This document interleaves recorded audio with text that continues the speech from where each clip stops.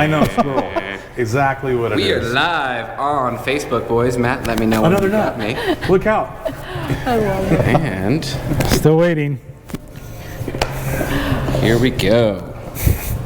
And we are live on shows in the Instagram. corner And you first. guys are looking at the new race car. Things are getting hot and ready for Chase, the best no, race that's not the season. new race car, Chase. Boom. That's the new race Man, car. boom. Freaking genius around here. All these cars are looking alike, these wraps. When you started this job, did you realize it was in the automotive industry? You know nothing.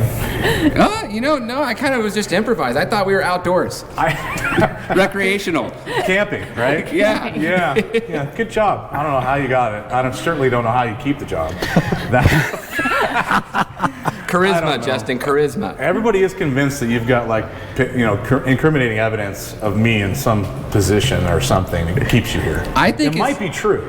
I think it's just we share the same birthday brothers. You're Justin. so not the same. Not even close. You and I are exactly a perfect example of why astrology is not real. Hey.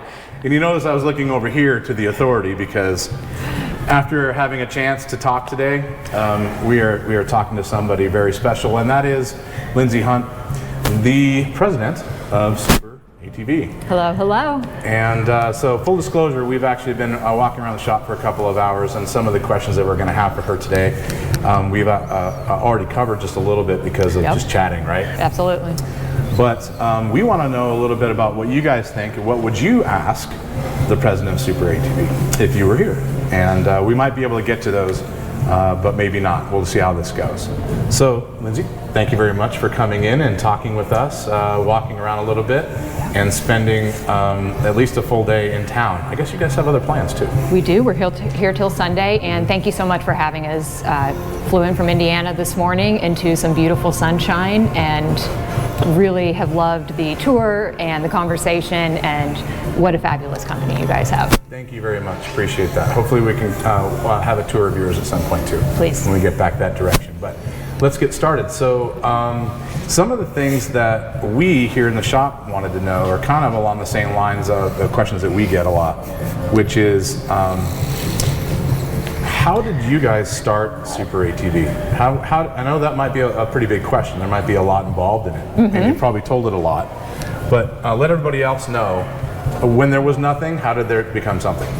It started with fun and a passion, and I think a similar story in our garage. And my father started the company, and it all stemmed from the desire to have a better product. And he had an old Sportsman four-wheeler, and he wanted bigger tires on it. And so he and his buddies sat around and brainstormed, like, okay, let's do some offset A-arms. And we still have that original set of offset A-arms that just completely clunky from where they were at the time, but they accomplished the job of bigger tires. And he has a really rich background in manufacturing, so started looking at, well, if I can make these, I can make a bumper, I can make a lift kit. And then all of his buddies wanted it, and it grew into a little bit of a disruptor business, because at the time the model was manufacturer, brand, distributor, dealer, end user, and we came in selling straight to the end user, and it took off. Did you guys start that in a big shop? No, little bitty shop, and I love telling this story about him because he kicked himself out of the garage to have more space before he kicked my mom out. He at least evacuated himself. So started out of the garage, and I would help answer the phone, ship emails. We started out on eBay at the time, actually. Really? And spent years just on eBay, and morphed into a website and tried to figure it out and become a little more sophisticated in selling. And how'd you guys ship out of the garage? USPS, flat rate envelopes, and it was double stuffing them shut? Yes, 100%. The lift kit box was just a little too big to really fit in the flat rate envelope, but my mom would make it work, and against the better love of the post office, I will say that. Oh, but yeah. if it fits, it ships. That was your motto in the garage. Yes. From the garage, what was your next step? we moved into an old tobacco warehouse, and didn't need it all, but it was a vacant building in our town and occupied a small portion, and that's really where we started developing more our engineering department and the shop, and got some of our first equipment for manufacturing there, and it just took off. And I remember the growing pains. We would continue adding on. It was really, I don't know about you, but we really struggled to have the foresight of how big the business could get and where the industry was growing. And even though we always thought we were thinking big, like, let's add on this much, we'd outgrown it in a year. And it was never enough. It was never enough. And we're going through the same thing right now. We have our facility, and we're having to split into 2 facilities. We're going to have an anchor of shipping and manufacturing in one facility, and then our innovation, marketing, and new product development in the other. And wonderful growing pains, but if yours is like my thought process, then I'm sure you were probably concerned about putting a ton of money into the addition and the growth, and you don't want to throw in a pile and then leave yourself short. So the growth is always the safest step, and Yes. it's been not enough for you guys because the growth has outpaced it. That's right. That's right. And what a fun industry we've been in. Just every time the machine's up, the power, the speed, the industry grows, and we definitely saw that last year. Even what a 2020 we had. So COVID was good to you guys, just like it was for us. Yes, absolutely. And we went through the emotional roller coaster that I think a lot had of the immediacy of, okay, contract, like conserve cash, make sure you have the money to pay everything. And about 3 days later, we're like, get more inventory in, get this staffing, answer the phone. And it was just we kept saying drinking from a fire hose. Good analogy. Yeah, and we have an amazing, can't say enough about the incredible people we have at SuperATV who just hung on, came in and stayed safe and got the product shipped out and phones answered to the best of our abilities. And sorry if you were someone who had to wait for about 5 minutes on the phone on hold during those times. It was a very real problem. Thank you for sticking with us. 5 minutes, I pray for 5-minute hold times around here, because I hear they're about 10 a lot, and we try our best, but it is very hard to do. It is. When the phone rings off the hook, I don't know how many calls you feel today, but it's a lot. It's a lot. And the complexity of the calls are, sometimes it takes no time, and sometimes 30 minutes an hour. It's 30 minutes an hour, and you do what you have to do to take care of the customer. So with the success of the company, the starting of it in the garage, and the success of it now, did you ever see yourself being in this position back then? So it's garage, Dad has an idea, and you guys push it forward and make some stuff that people want. Where did you think that it was going to go at that very moment?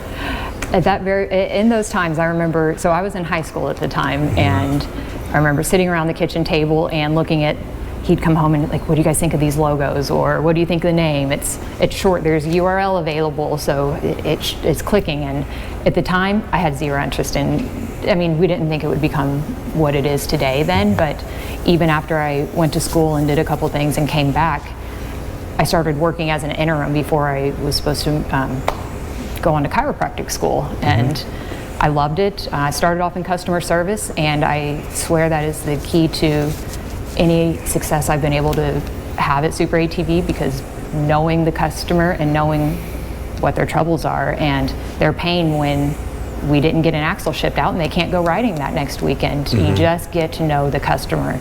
And your product. And the product. You have to know it to talk to them. 100%. And I'm an avid rider and love it. So, but no, I did not see myself coming back and doing this, but I've loved every single step of it. I've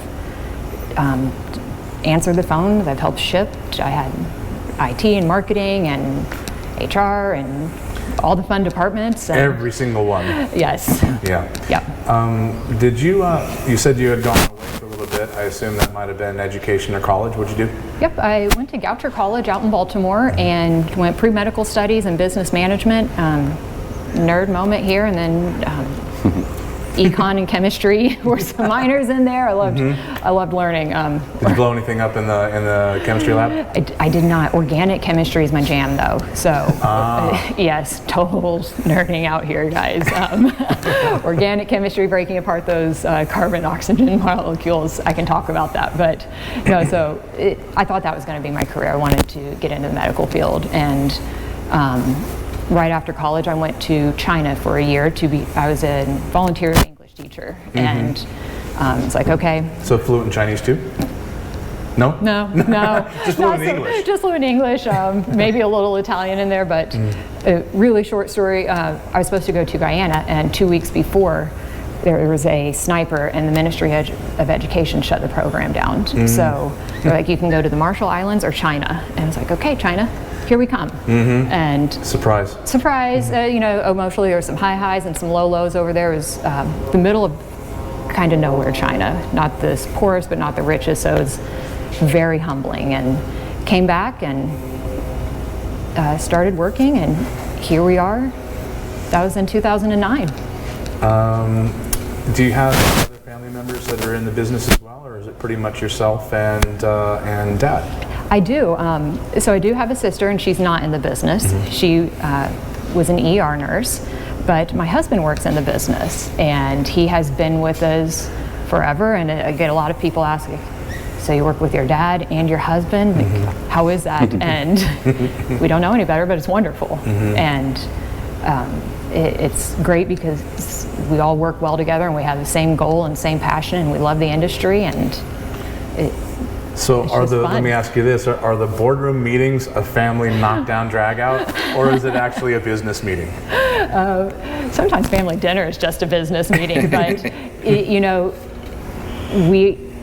we all get along very seamlessly well, and we challenge each other. It's not just total agreements all the time. It is very, how can we level up? How do we do more? How do we become better? How do we better serve our customers, have better products? And the key is to challenge each other, and what's the goal, and win together.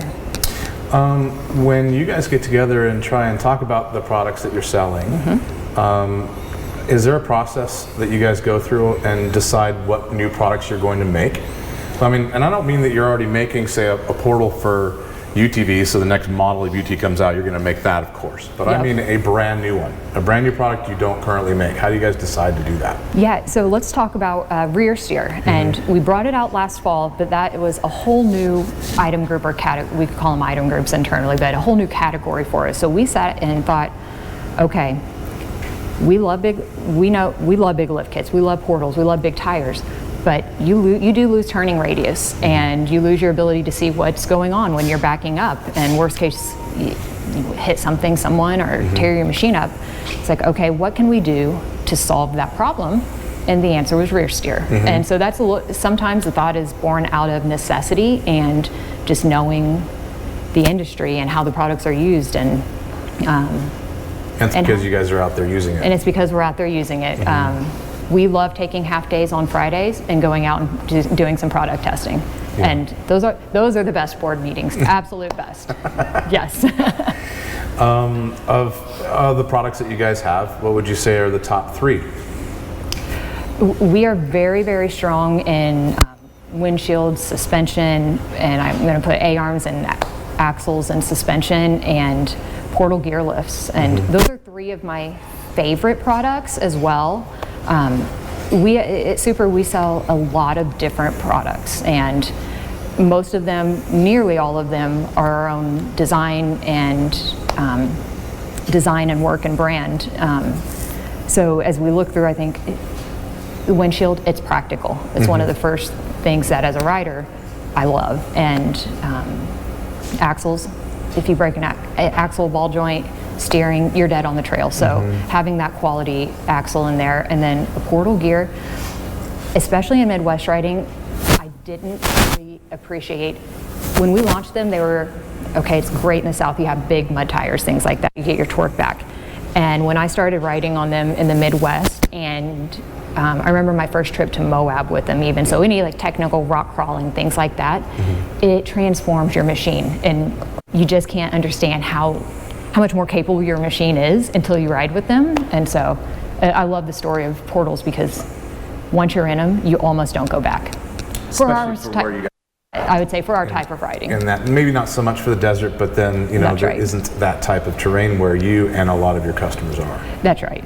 We thought about throwing portals on the race car just to get ground clearance and lower the assembly, or maybe I should say that the other way: maintain 15 or 16 inches of ground clearance, but raising the arm up so we're not all topped out to get to that point. Yep. And do they draw a ton of horsepower? Because that would be the one thing that we would shy away from, that portion. You might lose some of your top end speed. I will say we have a handful of people who do run King of Hammers with them and do very well with them. It's probably not your best in the desert. Of course. But hammers, perfect for they're that. solid. What do you guys, what's the process of a brand new product? So let's just say it's portals. So you guys are designing with your own engineers. Yes. And prototyping in-house. How does that go? And how much of that is there? And how much do you guys, throughout the process of a new product to a whole bunch of them on the shelf, then what typically is that? Okay, so we are able to do a lot of the manufacturing ourselves, whether it's here or a wholly owned foreign entity. Something like a tire we design the mold for, but we don't. If we wanted to bring a tire to market, we work with our supplier, tell them the market we're going for, the mold ideas we have, the tread pattern, and we use SolidWorks in-house for engineering software, and we'll send that over and get samples. So, but if it's something, our core competencies are in the manufacturing world of, we're really good at tube, we're really good at steel, things like that. And if a new model comes out, portals or an A-arm, we scan it. We have fair arm where we'll go in and do the scanning and 3D modeling, and it'll kick over to the engineering team. And engineering new product development will design them, get high clearance, adjustability, make sure it's going to work with a lift kit, all the goodies through there, and then it kicks out to our prototype shop. And so we do 3 prototypes, and the goal is to have 1 round of prototypes. So we'll go ahead and do 3 and powder coat 1 and get it tried on, do pictures and testing. And we have, I hope you come out, we have a fantastic test facility. We take it very seriously of knowing where our products go to failure. So A-arms, we have a drop machine, so you're going to see at what point, if you clip a tree or if you clip something, where is that strength and where is it going to break first, and where do you want it to break first? Sometimes building a fuse into the system is better than ripping the frame apart. Yes, and that can be a really hard thing for some people to understand, but you do want certain products to break before you tear your complete car apart. So once you've done the prototyping, then do you manufacture the majority of that in-house? Or do you have other vendors too? It depends on the product, but the A-arm, so we'll do, in Madison we have production, and then we do have our own facility where we do production elsewhere as well. So we control the inventory, absolutely control the quality. All the employees are ours, and run it that way. And then pallet them away, and hopefully shipping goes quick. Good luck. That's right, and that we have great inventory turns on it. I would guess that you guys can appreciate supply chain is a difficult process, really difficult, especially when you take you want to have it on the shelf ready to ship for the customer, and sometimes in a growing industry, forecasting is nearly impossible. Agreed. Did I hit a hot button there? Yeah. So we always pride ourselves on having it in stock. We don't have it on the website unless we have it here. Yep. And that went out the window when COVID hit. Because not only did we have growth, which wasn't a problem to write the check to have the inventory. The problem is you write the check and you can't get the inventory. Yes. And so that's really the only thing that's ever held us up. And you guys are on another scale. I can imagine the pain that you have to go through dealing with people that are supposed to supply to you, and then they've got nothing but excuses. It is, and all I can say is, Penny and your team, you did a fantastic job. Thank you. She must be in charge of forecasting and purchasing. Yes, she is. And I will say, even this year, so we had a lot of conversation last year with the expansion and extra money in our industry. Was it a pull forward? Do we expect 2021 to be more stagnant because anyone who wanted to be in the industry, were you jumping in 2020 and it was just, or was it just strictly repurposed money from not going on vacation and getting a stimulus? And you know, we put 2021 forecast together, and it wasn't crazy aggressive, it wasn't conservative. We thought we were in the middle, and we were wrong, of course. So inventory is trying to keep up with that, but you know, it's a great problem to have, and want to be chasing that side of it. For sure. So just what's your business opinion of this year? Do you think, well, number one, obviously we're thinking growth. Yes. But do you think that repurposed money is a really good way to put a term that a lot of people don't put enough value in? You know, and when someone can't go on vacation, but they still have the $2,000 set aside to do it, they're going to spend it on the car, the UTV, to go play, right? Repurposed extra money. Yes. Well, there's more of that. You've got stimulus, and you've got tax returns this month and next month, and things aren't completely open. How do you see that being spent? Again, in our industry, more or less? I think it's going to be more, and I'm excited for this year specifically because I feel like the OEMs have their feet under them a little bit better, and they're able to get cars out on the showroom floors for people to come by. I mean, there were people who had money burning a hole in their pocket. I want this machine, and you couldn't get one, so they went and bought. Used market went up. Used market went up. They maybe spent it and went and bought a Jeep or went and trailer, something. motorhome. That's right. So I think the money's still there, and I think the excitement, the best part, the excitement for our industry is still here, and people have more inventory than they did last year. The machines are available, and I think 2021, 22, the next few years are going to be really phenomenal for the off-road industry. You mentioned the OEMs. That makes me wonder, what is your relationship with the OEMs? How tight are you? And can you give me some of the phone numbers to talk to the guys that are in charge of all the new models so that I can confirm the stuff we're not supposed to know about? I wish I had a phone number for any of them. Man, if you get it, share. But we're just as surprised as anyone else when a new model comes out, and I wish we weren't. But and we really want to get products to the consumer as fast as we can. And so as soon as a new model comes out, we're in touch with as many dealers as we can. Hey, we have a fleet of units in our shop just to get stuff tried on and out to market. When you first started, obviously there was just a couple of employees, if you want to call yourself an employee. Yeah. But since then to today, what is your employee number? And I ask that in kind of a funny way because that can be a good thing, or it can be a very crazy, frustrating thing too. It is, and I will say this, we're in a smaller town, so attracting a lot of people has been, we're grateful that we have a great culture and we're in a fun industry. But when I started, we were sub 10, and we are up to pushing 375 domestically, and you said more domestically. Yep. That caught me off guard. Yep. That means you've got some in other places too. We have employees in other places and around the world, and pushing 350 outside as well. And 350 here and 350 across the world. Yes, and so it's a lot, and more than anything, it takes really amazing people to make it all happen. And it's been a learning curve and a growth thing for me.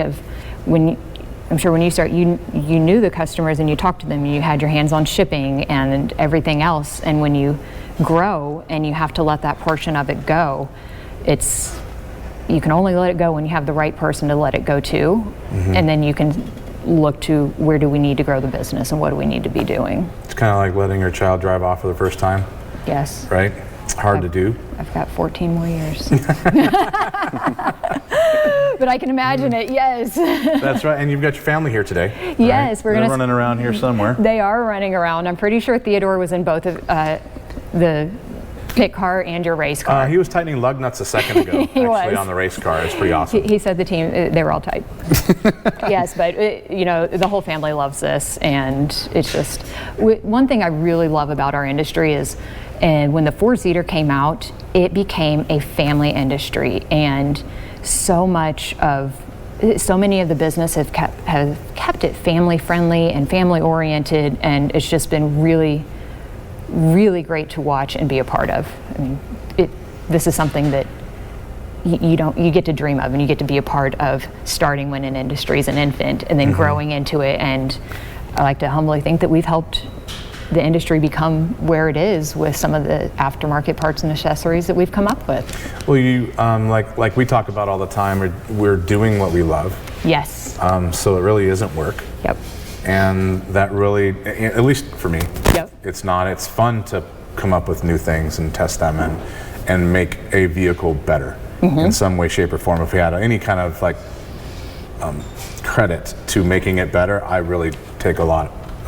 It makes me feel really good to do that. I can see that in what you guys do too. Yep. And what you guys do, I can't remember I remember I had an 11900, and I didn't really appreciate what good suspension was until we rode in that machine. And even though the shocks, like when they would extend, they clinked and clanked, but coming off of an 800 in the Rhino and all of that stuff, it was night and day. It was night and day. Yeah. You didn't know, and so full appreciation of what you guys do. Do you guys have any major plans for the company going forward in the future besides just trying to keep up next year? Do you have anything else that you have planned? We have a lot of visions for growth and ways that we can bring new product and innovation to the market and expand where we are in the industry and expand our customer base. I am so excited and so motivated for what the future of Super ATV looks like that this is maybe my funnest time in the business ever. Do you have any secret parts you want to give us a hint on? I'll ship you one day. Yeah, then I can talk to everybody else. Yeah. All right, tell me what I can talk about and what I can't. I get in trouble for doing that a lot. Well, there'll be a check sheet. How about, earlier we had lunch with everybody else. Yes. And you got a chance to meet Lauren and you got a chance to meet Sam. And so that sparked something in my mind. And I wonder, have you run into a lot of the same roadblocks that we see here, being a female in the male industry, dominated male industry, right? So just for an example of what we deal with. So if Lauren is probably one of the most trained and intelligent people here on our product and everything that we do. And if you get her on the phone, you're gonna get the right answer no matter what. Yet, most guys don't want to talk to her. They want to go to somebody else. They immediately will give me to your boss or your manager. Or is there a dude there I can talk to about my dude stuff? Yes. So have you run into that? Absolutely, and wherever you are in here, Tyler, thank you for hearing me complain so many nights about my rage on it. But it does, and I remember a couple very distinct moments in my career where I was sitting there, and this is when there were only two of us answering the phone. The other gentleman was a last resort phone answerer because he was our graphic designer. Knew nothing about. He's going to give out office hours and the address. Yeah, that's right. But I remember getting the call, and the first thing was, "Hey, can I speak to a guy about this?" And so, yes, customer, absolutely. I transferred to Andy, and he very quickly convinced them that they needed to talk to me because I knew what I was talking about. But it is very frustrating, and it hurts your feelings, and then it makes you want to fight for, and you get all these emotions. But I've had a multitude of things. But I will say too, the industry has been very accepting and very open about it. But you do have the instances where it's that, or you're immediately assumed to be in a certain role within the business, and you walk into a big business meeting and they're assuming that you're not the person. Yes. Well, it's a play on words, but you're not the guy. That's right. Right. It is. Are you the secretary? You must do this role, and I've probably done all those roles, but that wasn't my role at the time, there have been many things, and we have a very strong female group who helps answer a phone, and we make sure they are. What it does, it makes you become better at your job, or it made me do that. There's no way I'm going to let someone out-talk me or ask me a question that I can't answer. So it made me study harder. It made me go out there and turn the wrenches more, or drive the cars more, so I could understand exactly how each product worked, whether it was on a Razor, a Defender, whatever it was. I could do it. Seems like you overcome that pretty quick. Yes. Yes. What do you see, or where do you see yourself, not Super, where do you see yourself in 10 years? I just want to love life in 10 years. I want to be enjoying it. I have this crazy personal goal to write a book. And so a couple weeks ago, I was actually weirdly inspired. I was with Theodore, and we were we were coming back from a vacation, and I should preface this with this much and say, I never thought I would ever want to be a mom. And he was not an accident, but it was like, it just didn't fit my worlds. And packing up from vacation, I put a stuffed animal into my purse. I'm like, okay, this is great. This is a great part of life. And it just spurred me into, okay, I really want to write my book right now. So really long story I think I'm going to be an author. I think I'll be an author in 10 years. I hope I'm still loving this business, and that's something that comes separate, but. Well, just the crazy growth from garage to where you guys are at right now, I'm sure that wouldn't be one chapter. That literally is one book. Yes. By itself, without any other life experiences. It is, and I think I do have a unique perspective as a woman to be able to speak to other women who are in industries that are very male-dominated, or just maybe the women, they don't have the confidence or knowing that you can do different things and you can still have a family side and you can still have a career side, and they can be one and great together. And had you told me that 20 years ago, 20 years ago, Lindsay would have said, you're crazy. You have to choose. So yeah, I've got the perspective too of, I was wrong. It can be. Which is really, really cool to be able to understand, and a lot of people don't get it. But I wonder what your older, wiser self today would tell your youngest self when you first started the business. Yeah. That you didn't know or wouldn't listen to anyone. What is that one piece of advice that you have now, knowing what you know, that you wish you could have told your younger person right there, younger self? That's a great question. And then I'll give you a couple of minutes. I'll go beat up on Chase for a second and give you some time if you want to. Chase?